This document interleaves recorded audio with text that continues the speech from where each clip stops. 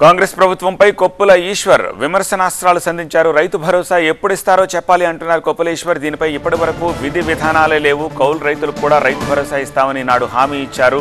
రుణమాఫీ అమలు ఎప్పటి నుంచి జరుగుతుంది? కేబినెట్ మీటింగ్లో దీనిపై హడావుడి చేశారు కదా అని కొప్పుల ఈశ్వర్ అన్నారు. రుణమాఫీపై ప్రభుత్వం స్పష్టత ఇవ్వట్లేదని ఆరోపించారు ఆయన.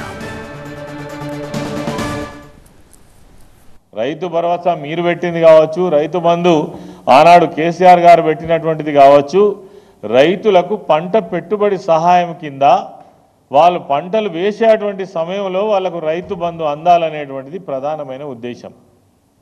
ఇప్పటి వరకు విధి విధానాలు లేవు. 15,000 ఇస్తామన్నారు. ఎవరికి ఇస్తారు? 2 ఎకరాలకు ఇస్తారా? 5 ఎకరాలకు ఇస్తారా? గత ప్రభుత్వం ఇచ్చినటువంటి విధంగానే మొత్తం మందికి ఇస్తారా? ఒక విధానం ఇప్పటి వరకు మీరు ప్రకటించలేకపోతున్నారు. కౌలు రైతుకు కూడా ఇస్తామని ఆశ పెట్టిండ్రు. కౌలు రైతుకు కూడా ఏ బేస్లో ఇస్తారు చెప్పండి. డిసెంబర్ 9 ఖచ్చితంగా 2 లక్షల రుణమాఫీ చేసి తీరుతామని ఈనాటి ముఖ్యమంత్రి, ఆనాటి పిసిసి అధ్యక్షునిగా ఈనాటి ముఖ్యమంత్రి గారు రేవంత్ రెడ్డి గారు చెప్పిండ్రు. మీరు డిసెంబర్ 9కి అమలు చేయకపోయినా ఇప్పటికే 5 వాయిదాలు పోయినాయి.